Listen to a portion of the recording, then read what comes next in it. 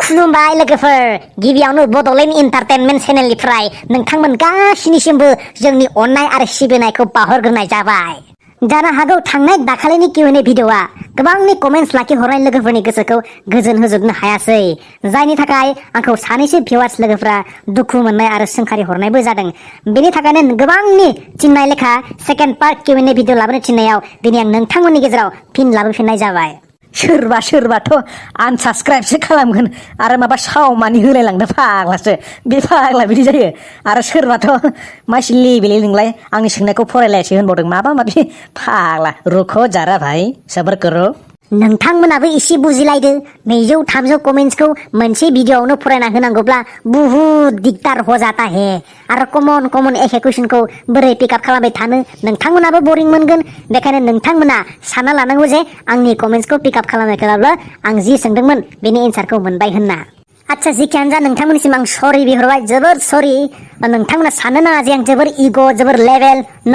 आं बुंखायो आं जिर' एटिटिउडनि मानसि होननानै, जेराव आं नोंथांमोन भिउवार्स एन्ड साबस्क्राइबारफोरानो आंनि मोनसे फेमिलि बायदि सानना लायो आं जेराव नोंसोरखौ। नोंथांमोना मा सानो मिथिया, आं खिन्थु नोंसोरखौ आंनि फेमिलि मेम्बार बायदि सानना लायो। थ' बिदिब्ला फै गुबै आयदासिम आवगायलांदोनि सरि बावदोंसो दिनैबो एसे कमन कुइसनखौ गालांनाय जादों दै आरो खायसे कुइसनखौ पिकआप खालामनो हास्लाबजोबाखैसै स' बेयाव नोंथांमोना हामा मोनलायसिगोन खोमा। स' नोंथांमोना गाज्रि मोननो नाङा, ओरैनोबा सामथाया हेड्स कमेन्ट खालामबा दुखु मोनसो गारोलै। दे गुसिंग्रा जागायजेनदो, उद्धधनि ना मा होनो खालामदो। आच्छा थिग दं सामथाय खिखंखाय। गिबि सोंथिखौ सोंहरदों लक्ष्मी बर'आ। मावजि सार, नोंथाङा बिमाजों बेसे बोसोरसिम बाजाखो? 2 नाम्बाराव सोंदों नोंनि आइ आफाया नोंखौ बेसे बोसोरसिम लोगोसे फुथुनायमोन? 3 नाम्बाराव सोंदों आदाया बेसे याराव HS एग्जामखौ पास जानाय आरो बेसे डिभिजनाव? बापरे सासेयानो 2-3 कुइसन, एसे खस्थ' जायो दै, माथा गरम खालामगोन आंखौ नोंसोरो। आच्छा एनिवे बेसे बोसोरसिम बाजादोंमोन बुंबाथ' दा एक्जेक्ट बोसोरखौ बुंनो हाला, खिन्थु एसे गोदोरालागै बाजादों दै, ओमफ्राय थानायाबो एसे गोदोरालागै थादोंमोन। ओमफ्राय मा होनदों HS एग्जामखौ पास खालामनायखौ सोंहरदोंमोन ना? आङो 2013आव HS एग्जामखौ पास खालामदों, ओमफ्राय 2011आव मेट्रिकखौ पास खालामदों, मोननैयावबो फार्स्ट डिभिजनाव पास खालामदोंमोन। धनमनति बसुमतारिया सोंहरदों आदा सामथाय नों जिउआव मा खालामना मोजां मोनो? कमेन्टखौ खोन्थागोन होनना आसा खालामबाय। आं बांसिन गोदान जायगा ट्रेभेल खालामना मोजां मोनो, मिथिंगानि समायना महर बिउटि अफ नेचारखौ नायनानै मोजां मोनो, ओमफ्राय मिलायनाय लोगोफोरजों सम मोजां गाज्रि खौरां लानो रायलायनो लुबैयो, ओमफ्राय मिउजिक खोनासंनो खननो मोजां मोनो, एसे फ्रि थानो लुबैयो। मानसियानो आं एसे इन्टारटेनमेन्टनि लाइननि नालाय एसे रंजा बाजा थानो गोसो जायो आरोना।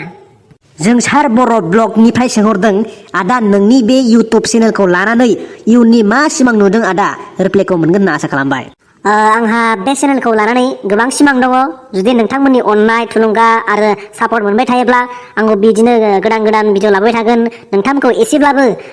मिनि खुसियाव दोननो बा मिनिहोनो रंजाहोनो आं जेब्लायबो नाजालांबाय थागोन। हानायसिमहालागै गोबां सिमां दङ, मानोना नोंसोरखौ आंबो गेजेर ससेयाव आस'खान्दा खालामनो साना। नोंसोर आंनि मोनसे फेमिलि मेम्बार बायदि जाबाय नालाय इउटुबनि, बेखायनो गोबां सिमां दङ आरो आंहा। जुदि इसोरा मोजाङै लाखियो आरो गेजेराव जेबो टेकनिकेल प्रब्लेम जाया अब्ला नैबे सामथाया नोंथांमोननि गेजेराव जेब्लायबो दङ। नेरसोन बसुमतारिया सोंहरदों आदा सामथाय आं मोनसे खोथा सोंनि अन्नानै खोथाहर, काइन मास्टाराव भिडिअ बानायबा काइन मास्टार सिखारनायखौ बोरै खोमोरो प्लिज रिप्लाइ। मोजां सोंलु। आंबो जेब्ला मबाइलजोंनो इडिट खालामनो गोनां जायोब्ला काइन मास्टारखौनो इउज खालामो। दा खोनानो मोन्दों प्लेस्टराव डाउनलड खालामब्ला वाटार मार्क गोनां फैयो होनना, खिन्थु आं चेक खालामथाराखै दै, मानोना आंना सिगांनो खालामखानाय नालाय आङो क्रोम ब्राउजाराव थांनानै सार्च खालामनानै डाउनलड खालामना लादोंमोन। दा आङो नोंथांखौबो आं दा साजेस्ट होनो हागोन, नोंथाङाबो आं बायदि खालामनो हागोन, नङाब्ला इउटुबाव माखासे साजेस्टेड भिडिअ मोनो, how to remove watermark होना सार्च खालाम, ओमफ्राय नङाबा गोबां बिदिनो भिडिअ मोनो नालाय बिसोरनि भिडिअफोरखौ नायनानै डिसक्रिपसन होनाय थायो नालाय बेफोरनि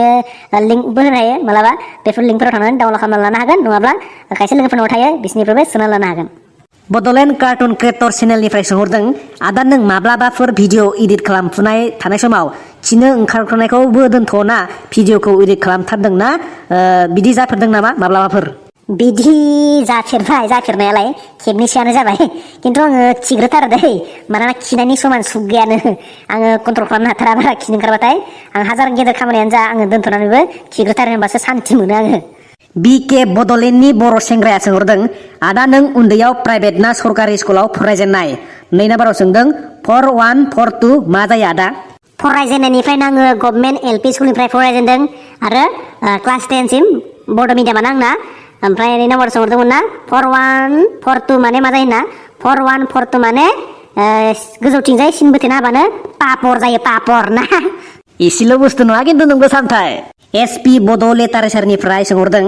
आदाया लामायाव सोरबा सिख्लाखौ हासुबाय थानाय लोगो मोनोब्ला माबादि रमान्टिक मुडआव सोलायो फाग्ला मा जात सोंहरथारोलै उसुबिदा सोंहरथारोलै गावस्रा नुफेराखै आं बिदि नुफेराखै फाग्ला खिग्राया लाजिया नुग्रायासो लाजायो आंथ' लाजिखागोन रमान्टिक मुडआव सोलायबावगोन नामा सोलाया फाग्ला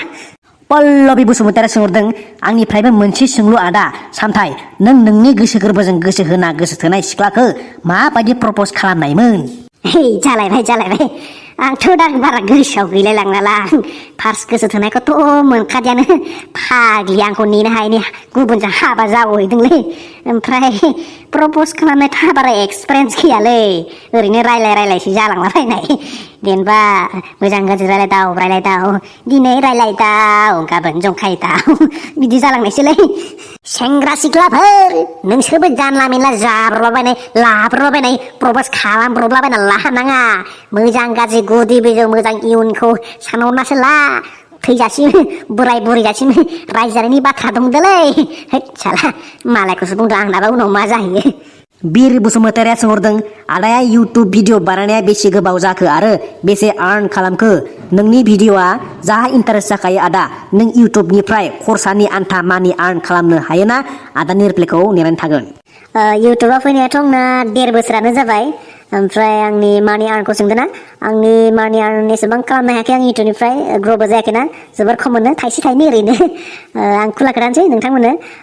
आं ओरैनो दा एभ्रि मान्थ 9K आरो 12K नि गेजेराव मोनो आरो भिडिअ होनायबाथ' मालाबा मास मोननैजोंबो मोननो हानाय आरो बिदि भिडिअ होनायनि सायाव आरो बेयो आरो भिउसनि सायाव ओमफ्राय बेखिनियानो ओमफ्राय नोंथांमोनाबो हागोन अफकर्स नोंथांमोनाबो मानि आर्न खालामनो हागोन जुदि नोंथाङा जुदि स्किल दंब्ला नलेज दंब्ला टेलेन्ट दंब्ला माबाफोर मा नों प्रभाइड खालामनो हागोन पाब्लिकनो नोंथाङाबो हागोन आंल' नङा इउ केन डु अफकर्स इउ केन आर्न मानि फ्रम इउटुब राइथुल प्रडाक्सननिफ्राय सोंहरदों आदानिसिम मोननैसो सोंलु 1 नाम्बाराव सोंदों आदानि जोनोम गामिया बबेयाव 2 नाम्बाराव सोंदों खोनानो मोन्दों माथो आदाया फोरोंगिरिनो आरो नों फोरोंनाय फरायसालिनि मुङा मा आदा 3 नाम्बाराव सोंदों आदाया भिडिअखौ बाहेराव ना न' सिङाव खालामो आंनि नेटिभ प्लेस माने जोनोम जायगाया बाक्सा जिल्लानि सिङाव थानाय बोरिमुगावमोन ओमफ्राय आंनि फरायसालिनि सोमोन्दै सोंदोंना आंनि फरायसालिया दा धेमाजि डिस्ट्रिक्टनि सिङाव थानाय ओरै गगामुगथिंजाय मिंमां हालामनि मिंमां सनापुर बड' LP स्कुल सनापुराव भिडिअखौ सामथाया न' सिङावनो बानाय दे बेसरा सामथाया हम स्टुडिअ सेटआपबो खालामनो हायाखै नालाय भइस दाबिं खालामनायाव न'आव खालामनो हाया बेसरा स्कुल माबा बेफोरावसो खालामनो गोनां जायो निजोरा दैमारिया सोंहरदों आथिखालाव बर'फोरा मानो आइ आफा होननो फोरोंला आदा बेनि इयुना मा जाहैगोन सानदोंना आदा प्लिज एक्सप्लेन खालाम आदा जोबोर मोजां सोंलु आइ आफा होननो सोलोङिया फार्स्टआवनो जोङो बिमा बिफाफोरनि गोरोन्थि बुंनांगोन टाउन सहराव थानायफोराथ' आलादा खोथाबाव जों गामियाव थानाय बर' बिमा बिफाफोरानो आइ आफा गारजेनो सोलोंबावला बिनि सोलाय जोङो मामि मा पापा मम डेड बायदिसिना गाबज्रियो आरो सोलोङो अब्लाथ' गथ'फोरा निस्सय लाखागोन आरो सोलोंगोन जेराव आइ आफा बुंनो उसुबिदा असदा मोननाय जालाङो बेखायनो जों बयबो आइ आफा बे गोदै बर' रावखौ उन्दैनिफ्रायनो बुंनो सोलोंनांगोन नङाब्ला बै आइ आफा सोदोबा गोमोरले जालांगोन बेखायनो फै बयबो बुंनो लाजिनायखौ गारनि आरो नङाब्ला जों उनाव लाजिग्रासो जानांगोन फै जों बेखायनो जों बर' रावखौ फोथांना लाखिनायाव एसे मदद खालामनायनि बेफोर जोंनि साफ्रोमबोनि बिबान चन्द्र बसुमतारिया सोंहरदों आदा इउटुबाव साक्सेस जानायनि tips from Chirang keep it up ब्र बेखौथ' आरो आं दा मा बुंबावनो जोंबोथ' दा इउटुबाव साक्सेस जाथ'वाखै नालाय जोंबोथ' दा फार्स्ट स्टेपसो होदों नोंथांमोना मिथिगौ दा जोङो रिजनेल लेंगुवेज गावनि बर' बिमानि रावजोंनो दा भिडिअ बानायो साक्सेसआथ' जायो जाया नङा नोङो इउटुबखौबो नोङो केरियार हिसाबै नों लांफानो हायो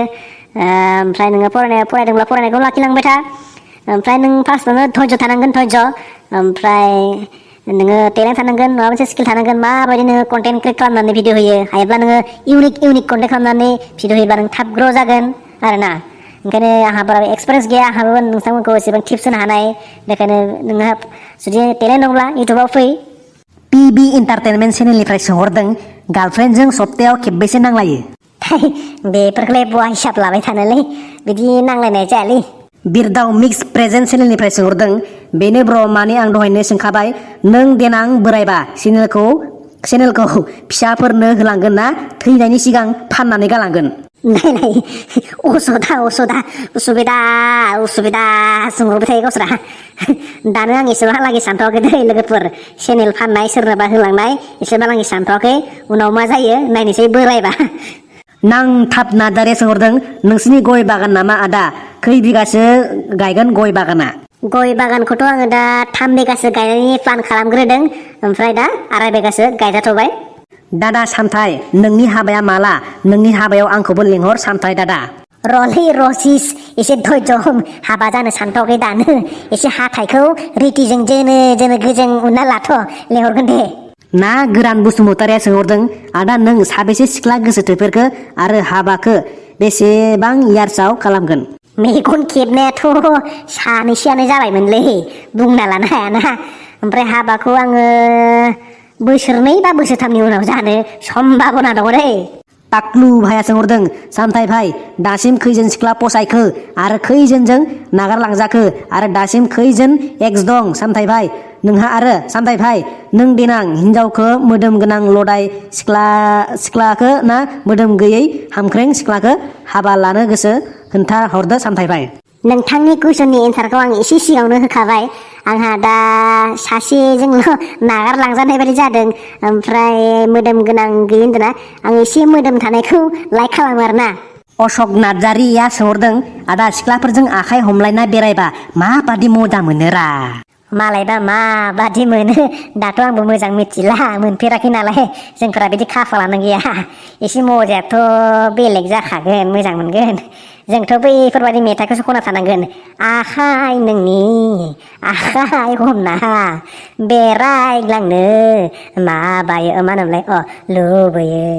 एलबार्ट दैमारिया सोंहरदों नोंथाङा ओंखामखौ खैबार अरो ओंख्रि गोथावबा खेब्रै खेबासोल' अग्लिलां ओमफ्राय ग्लब ग्लब थांथारो माथो तपन बर'आ सोंहरदों आदा आंनि सोंथि बिब'नि लोगो बिब' जायो बिनानावनि लोगो बिनानाव जायो होनबा हिनजावनि लोगोआ मानो हिनजाव जाया बिदि बुंब्ला एसे गोरोन्थि जागोन मानोना सोमोन्दोआव गेदेर उन्दैनि गोबां बाथ्रा फैयो आरो जुदि हिनजावनि लोगोखौनो जुदि हिनजाव जायोब्ला संसारानो उल्थां फाल्थां जाजोबगोन माथो जेबो नेम निथि आसार खान्थि जेबो थानाय नङा रबसिं मुसाहारिया सोंहरदों आदाया बलिउडनि सोर एक्ट्रेसखौ साबसिन मोनो बलिउडआव आं मोजां मोननाय एक्ट्रेसा सनाक्षी सिन्हा प्रान्जय सरगेयारिया सोंहरदों आदा नों मा कलेजाव फरायोमोन आङो बाक्सानि बर्मा कलेजाव फरायोमोन साइन्सआव निजोरा बर'आ सोंहरदों आदा नोंनि ड्रिमा मा प्लिज रिप्ले मी आंनि ड्रिमानोथ'लै आलाय सिलाय जालाजोब्बायलै गोदो एसे उन्दैयाव सिंगार जानायनि एसे शक दंमोन ओमफ्राय आंना थांखि दंखायोमोन जेनेबा गभर्नमेन्ट जब मावनानै जायखिजाया गभर्नमेन्ट जब मावनायजों लोगोसे सिंगार जानायनि एसे माबा दंमोन आरो ओमफ्राय दा माबे एंगेलजों फैनानै माबोरै जालाजोबखोथाय दा लेथेर फेथेर आलाय सिलाय जालाजोब्बाय उलिसा मुसाहारिया सोंहरदों आदा दाथ' लकडाउनाव नों न'आव मा खालामना थायो आदा आरो आं नोंसोरनि भिडिअखौ जोबोद मोजां मोनो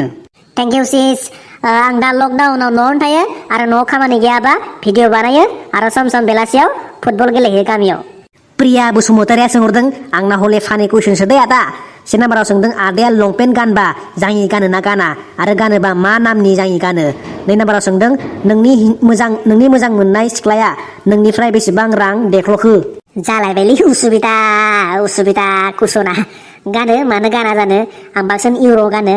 ओमफ्राय 2 नाम्बारनि सोंनाया हरो आं मालाबा सम सम गोनांथि जाथारब्लासो तुलसिं बसुमतारिया सोंहरदों हेल' आदा नोंनि मोजां नामा मा नाम नों इयुननि जिउ दावबायारियाव मा थांखि लादों ना इउटुबावनोसो गोसो दं नामा नेना थाबाय रिप्लाय आदा आंनि नामखौ आङो दाख्लैनो खोन्थाखांबाय आंनि नामखौ संकर दैमारि बुङो मोजां नामा ओमफ्राय निक नामा सामथाय ओमफ्राय आंनि थांखि लानायखौ सोंदों ना आंनि थांखि लानायाथ' दा गोबां फिसा फेरला गोबां खामानि मावफुंनो दङ ओमफ्राय आं दा इउटुबनि थाखाय दा होम स्टुडिअ सेटआप खालामनो साननानै दं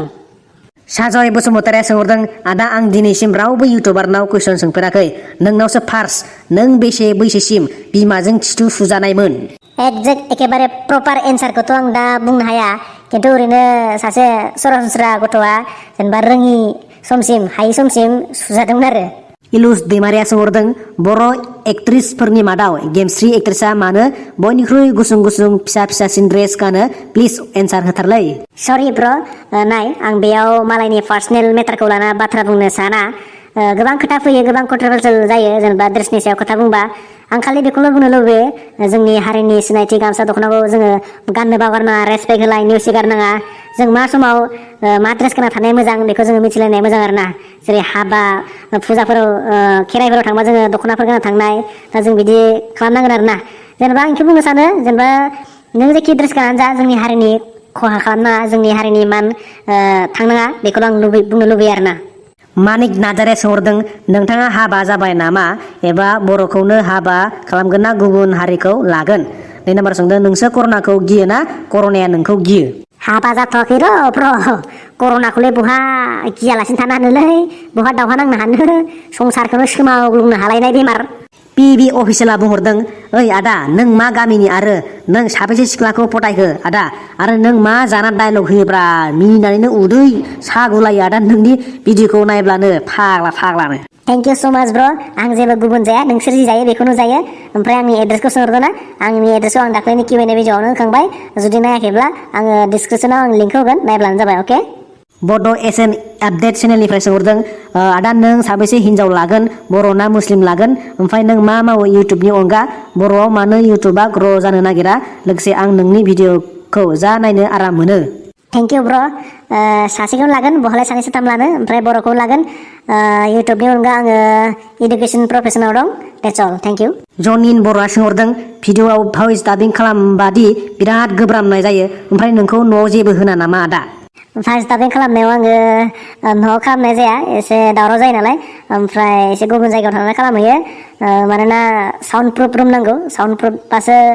इन्टिरियर बा आउटडोरनिफ्राय जेबो साउन्ड फैया माने बेकग्राउन्ड जेबो सोदोब जाखांफैया बेखायनो साउन्ड प्रुफ खालामग्रोनायनि उनावसो आङो न'आव खालामनो सानदों आरोना महेश बर'आ सोंहरदों आदाया सोरखौबा सिरि सिरि मोजां मोनखुमानानै बुंनानै लानो हायो दं नामा बिदि गैथ'वा दे ब्र जितु गेमिंनिफ्राय सोंहरदों आदा नोंनि जि एबा नोंखौ माबादि अनो आदा बिदिनोसै मालाबा एसे मालाबा बुरजा दलुद बर'आ सोंहरदों सार माइ कुइसन इज नों एफा मोजां मोजां मेथाइखौ अबेनिफ्राय लाबोयो मबाइलनिफ्राय एरख'ना लाबोयो नङालै बिदिनोसै गोदाव सोराव गोसोखांलाबायनानै लाबोलाबायो आसार सिं बसुमतारिया सोंहरदों हेल' ब्र नोंनि टिचारनि दरमाखौ मोनजेनाखै नामा ब्र अन्नानै खोथादो ब्र आसा खालामना थाबाय नोंनि रिप्लाइखौ मोनो मोननाया मोनगासिनो रेगुलार नालाय बायदिसिना अफिसियेल खामानि थाबाव नालाय 3 मान्थसो प्रभिजनेल सेलारि होग्रोयो बेनि उनाव रेगुलार सेलारि जालाङो गुबुन डिपार्टमेन्टआव माबायदि आं बेखौ मोजां मिथिया राहुल बसुमतारिया सोंहरदों मोनसे सोंथि नों मा ओंख्रि गोथाव मोनो आरो जानानै खि गोरा जाफेरबायना जायाखै खिथाथार आं अनलाजों दाउ बेदर ओंख्रिखौ गोथाव मोनो ओमफ्राय अनला जानाथ' जेनेबा खि गोरा जायाखै गुबुनफोर ओंख्रि जानानै खि गोरा जाफेरबाय आरो जानायालाय तुलिका मोसाहारिया सोंहरदों आदा नों माहाय दं मानो थाब थाब भिडिअखौ लाबोआ आदा मालाबा लाइभ फैनो हागोन ना अके आं सानखादों आं मालाबा लाइभ फैगोन नोंथांमोननि गेजेराव आं दा न'आवनो दं आगोमा बर'आ बुंहरदों आंनि सोंलुआ बेनो फैनाय सामथाय हिनजावफोरा मानो जेब्लायबो फनखौ साइलेन्ट आरो जानजियाव एथेबना लायो जाहोना मा नैथि सोंलुआ बेनो दि सिमाङाव नुनाय फैसाखौ मोगथाङाव गावनि बेंक एकाउन्टआव बोरै ट्रेन्सफार खालामनो हाब मा एसे फाग्ला सोंथिलि बेलाय सिमाङाव नुनाय फैसाखौलाय माबोरै मोगथाङाव ट्रेन्सफार खालामना लानोब्रा आंनोबो नांगौलै बेखौ मोनबाथाय माबोरै खालामनालाय सोरबा मिथिबा आंनो खोथाहरदै आंथ' दा बेखौ मिथिला आरो हिनजावफ्रा साइलेन्टआव दोननायाथ' गोबाङानो दोनो दा बे गावबा गावनि सायाव आरो आं दा बेखौबो मिथिथ'ला मा जाहोननि थाखाय दोनोबा मितुल मोसाहारिया बुंहरदों आदा नों टिचारबा स्टुडेन्टफ्रा नोंनि डायलगखौ जोबोद मिनिदां ने क्लासाव रुमावबो आरो डायलगखौ बुथुमनाय आरो भिडिअस बानायनाय एडिट खालामनायाव जोबोद खस्थ' मोनो नामा ब्रादार औ एसे खस्थ' जायो आरो एसे सम होनो गोनां जायो एडिट खालामनाय समाव बुंबावदों फरायसालियाव आं एसेबां इदि मिनिहोनाय खालामा मानोना प्लेटफर्मा गुबुन गुबुन जायो इउटुब आरो स्कुल एसे गुबुन गुबुन जायो बेखायनो एज ए टिचार हिसाबै रेसपन्सिबिलिटिया एसे गुबुन जायो फरायसालियाव एसे गुबुन रोखोमै थानो गोनां जायो देट्स अल रोदोम ब्रह्मआ बुंहरदों मोनसे कुइसन ब्र थाम्फैखौ मासे आघात जानाय मोसौआ बुंबाय दंबामोन जानाय नङामोन गैयैखाय जालांदो बे मोसौआ मा प्रब्लेम दं बेखौ बुंलाय हायोब्ला मा जाहोननि थाखाय बिदि बुंदों सरि ब्र आं सोंनायखौ बारा बुजिना मोनासै नोंथाङा हायोब्ला आंनो कमेन्टआव खोन्थाहर मा जायो एन्सारा माब्रै बेनि जाहोनखौ खोन्थाहरबानो जाबाय थेंक इउ बिलासिदा बुंहरदों नायनोबो हेन्डसाम जेरावबो आखा फाखा साख्रिबो दंखाबावो जाय हिन्जावा नोंखौ मोनो बिराद लाखि जागोन हिन्जावनि आखल आखुआ जेन थेन दै सामथाय हिन्जावखौ अखाफोर बादि गुफुर गावदांदां नायबानो ओंख्रि गैयाबाबो ओंखाम खहाबनायखौ नायनानै ला आखला फोरोंबानो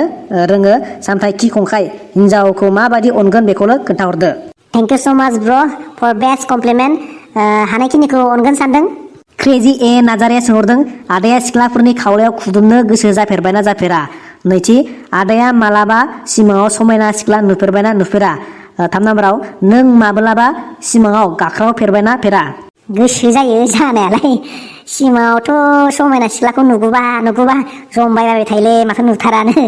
सिमाङाव ओमफ्राय गाख्रावफेरनायालाय ब्रिन्दाव किंआ सोंहरदों बा गोबां सोंहरदों आं मोनथामल' बुंनि आदाया फाजा जानो मोजां मोनो नामा बे लकडाउनाव हिन्जावखौ लागोन नामा अमाजों नारजिखौ आदाया माबायदि मोनजायो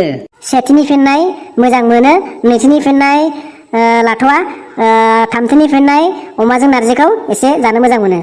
रकि नार्जारिया सोंहरदों ब्र मोनसे सोंलु एन्सारखौ मोनगोन होनना मिजिंथिबाय न'खराव साबेसे दं नोंनि भिडिअफोरखौ स्टुडेन्टफोराबोथ' नुगोन ब्र मिनियो नामा मालाय सारा जोंना होनना बाजैखौबो मालाबा भिडिअ दिन्थिदो ब्र लाभ इउ फ्रम चिरां जोंहा गासै न'खराव 6 जन दं फेमिलि मेम्बार